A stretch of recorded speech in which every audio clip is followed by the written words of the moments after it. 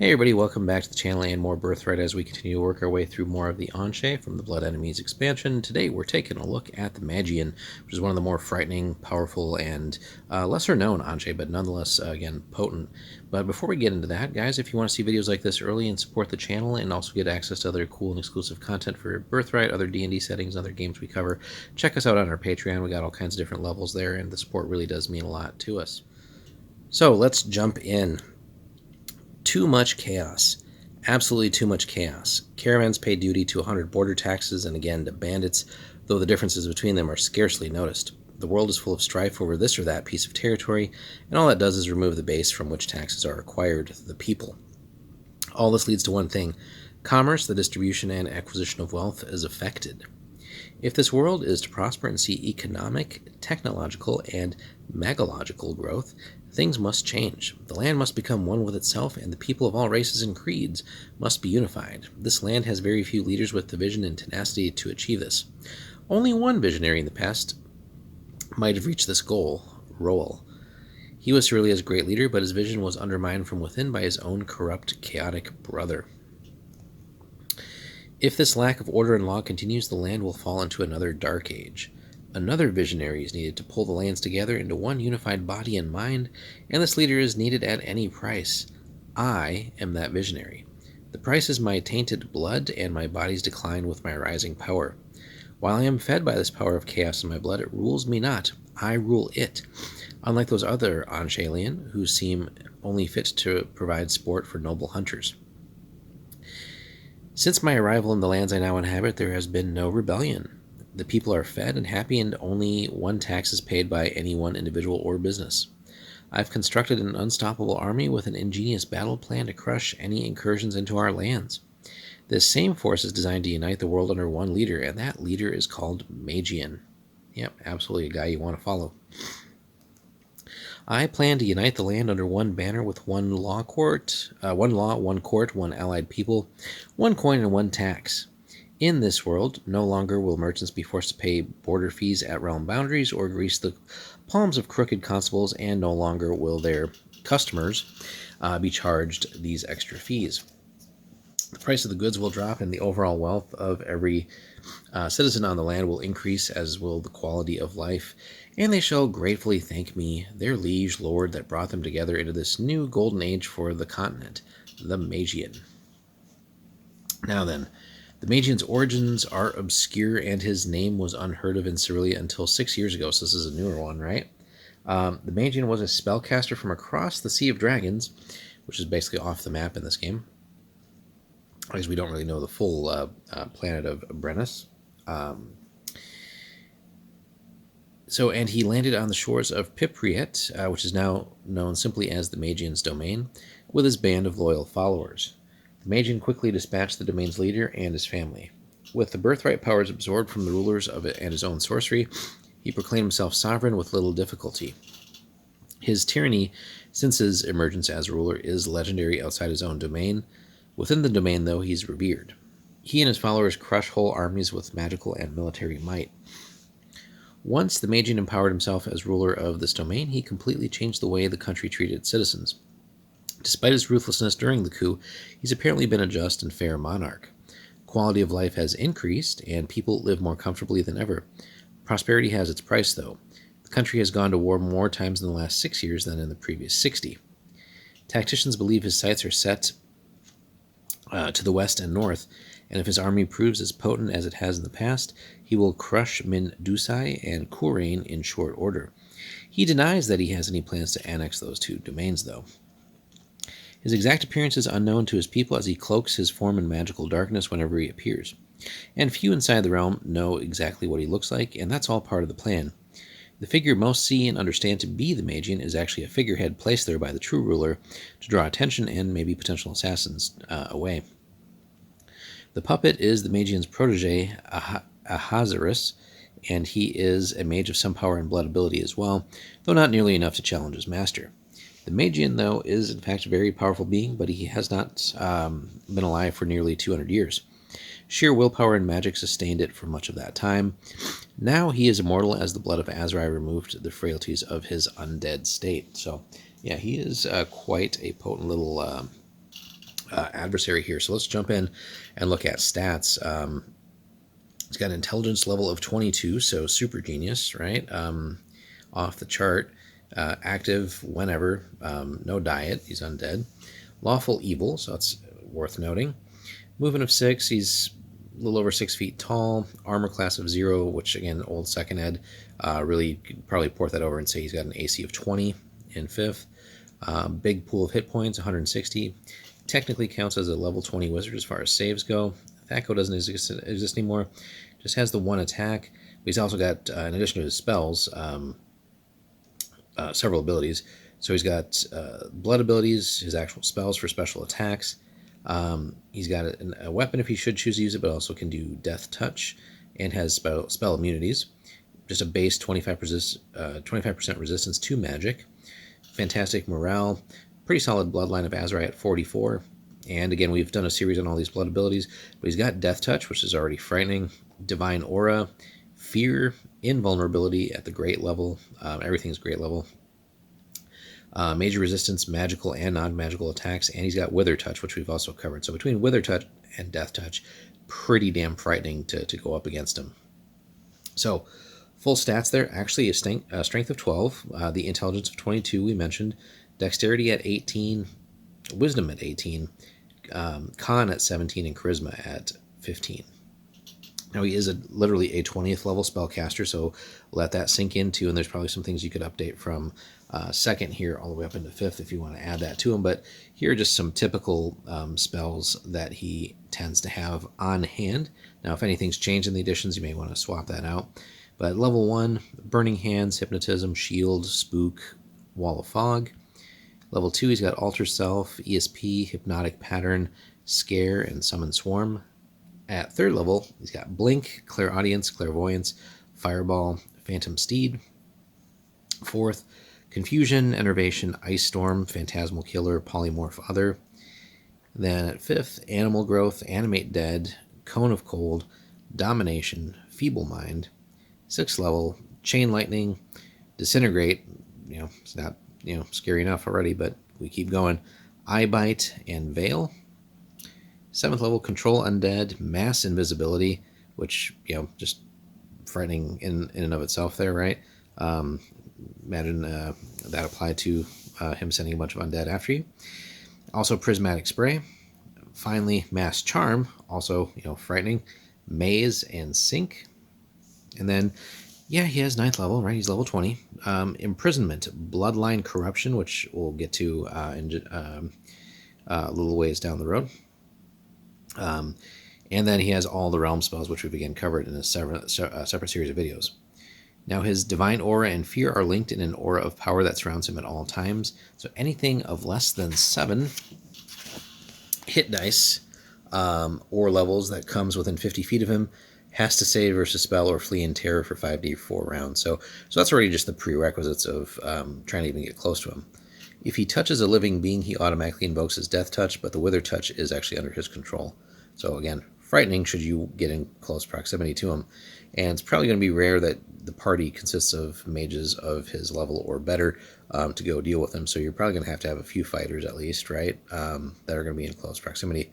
He is also totally immune to all charm, sleep, enfeeblement, polymorph, cold fire, or death spells. So there already go a lot of offensive spells against him. Or also any spells that affect living tissue or the mind. He's also immune to the turning effects of clerics and paladins. So yeah, he's undead, but he just doesn't care about that. So wow, good luck dealing with him. So then we'll also see there's a special bloodline corruption ability, which we'll get to because that's on a different creature as well. But his realm, as such, so it's the Magian's realm. It's on the Essenschal Peninsula. Obviously not for PCs, lawful evil. And it's largely, low-level settlement, right? Mostly 2s, couple 3s. He basically controls everything as far as law and sources go. Temple activity and guilds a little more complicated, but basically he's still in charge.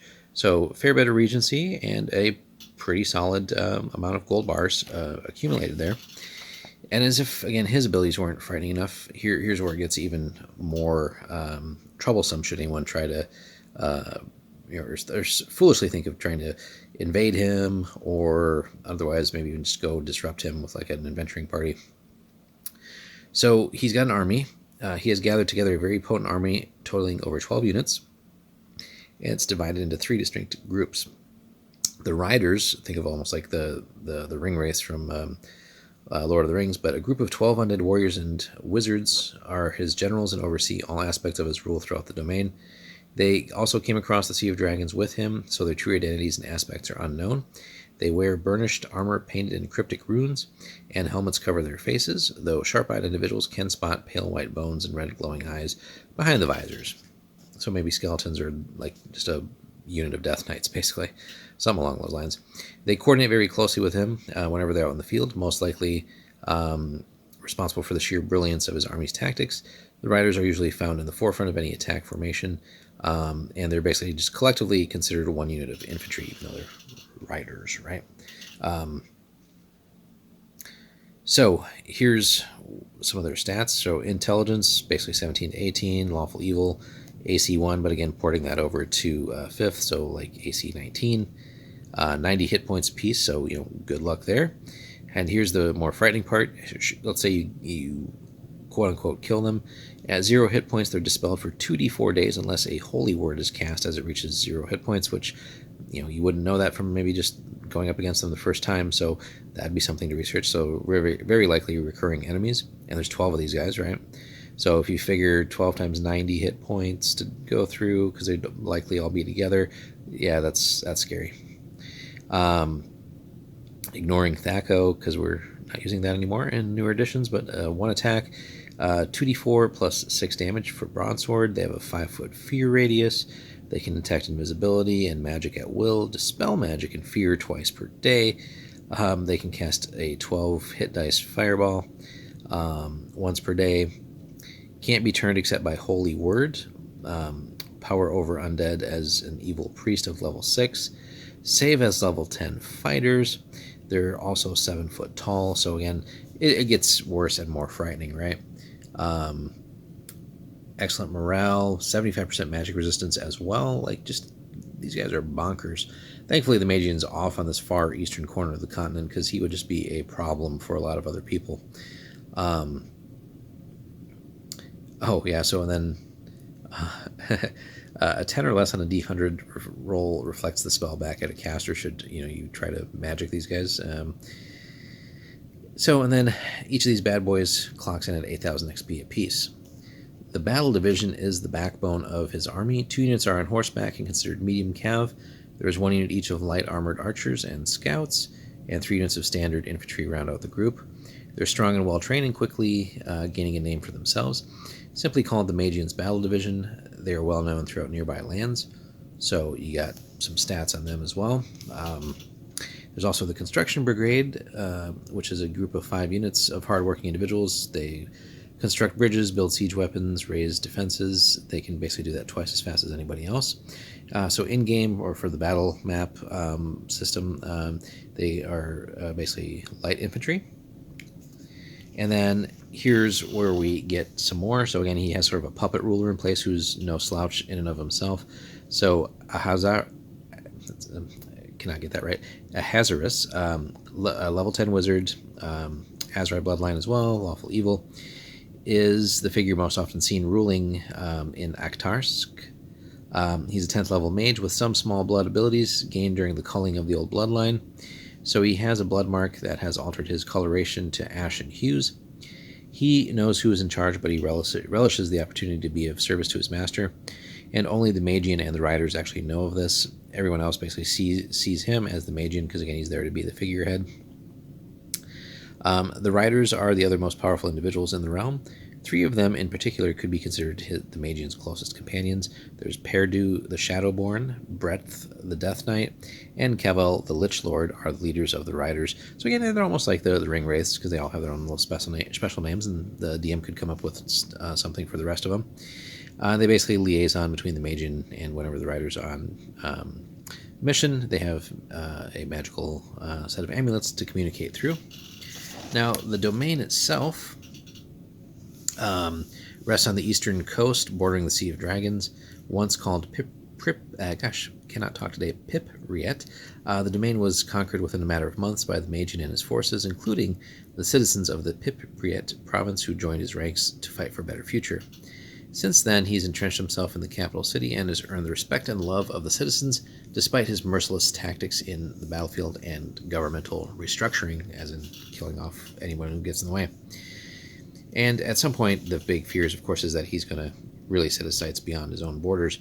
So there are some cities and some villages, some other special locations that could be fleshed out a little bit as well. And really, again, the system never got far enough to, or the campaign setting, I should say, to where we really explored more of the not just the continent, but the world, right? So everything's more or less focused on Cerealia with a little bit of Aduria, but nothing really to the east. Trade, there is actually trade. So he exports fish and crustaceans to the interior domains of Ruanok, interior Corraine, and even the Lamia. He imports ores from the Iron Peaks for forging into weapons for his own army. Now, officially, he has no allies. He does view every leader and every blooded individual as a hindrance to his long-term plans of controlling the whole continent. He does know, however, that publicizing his contempt would basically unite everybody against him, although he could probably still fend most of these people off. But instead, he's made peace pacts with nearby countries, including Mbasa, Yedensky, Ruanok in particular, and basically just feeds them lies about the two domains that he wants to overthrow immediately. So his big goals are actually attacking and taking over Mindusai and Karusha. Here they say Karusha, although earlier they mentioned Corraine, so that might be a typo. We'd have to go back and look at that. But basically, he's looking to expand, is what we should take from that. Now, he is somewhat close to Malvar, which we also covered previously in the series, but doubtful that Malvar would necessarily stand up overly long to his power. And so basically, he's just throwing up smoke screens to justify the constant military drills and preparedness that he has. Now, the other thing we did want to take a look at, so he also has this, which there's double checking here, so a special new spell, which we'll probably do just a separate entry on at some point, but there's in the Alteration School called Bloodline Corruption, 9th level wizard spell, so he's got this too. It takes 60 hours to cast, good lord, and area of effect 2 creatures. Has all 3 components, and it's permanent. The spell changes the bloodline of a creature from its original source to that of Azrai, forcing the creature to become an Anshe, so basically create Anshe as ability. That's frightening. It forms a link between the caster or another creature and the recipient. For every 3 points of bloodline strength in the target creature, the spell drains 1 point of bloodline strength either from the caster or a character set to donate its strength. The recipient maintains his current bloodline strength and abilities, but his blood becomes the blood of Azrai, and he gains the Curse of Blood Form and D4 points D4 abilities available to Azrai bloodlines. The Manticore is the only known recipient of this spell, and the Magian is the only wizard with knowledge of the spell on Cerealia. To foment chaos to exploit later, the Magian set up 4 scrolls with this spell on them to be stolen and scattered throughout Cerealia. And that could be something, too, as just a neat little hook here for any campaign, really. Maybe that's something that the party somehow comes in possession of, or there's rumors of something like this, and it just sets off a quest to acquire it. I mean, there's probably other people interested in it, so it could be like a fun sort of chase to hunt this thing down. But then what do you do with something of this power, right? It's clearly not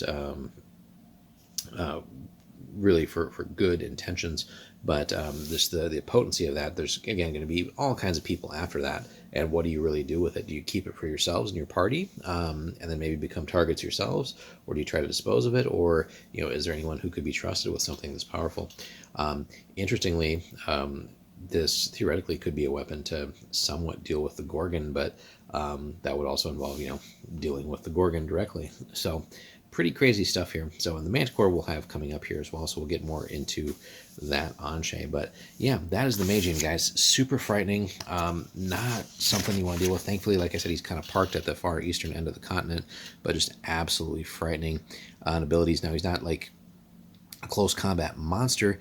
Doesn't need to be. He's a level 20 wizard with insane abilities, but also, should you get close enough, he can death touch you, right? And if you want to, also wither touch. Again, check our videos on that. So just absolutely one scary bastard here. So let us know, guys, if you've encountered the Magian, if you've worked him into a campaign somehow. Let me know how that goes. Hit us up in the comments, like and subscribe as well, and we'll have more Birthright for you soon. Thanks for watching.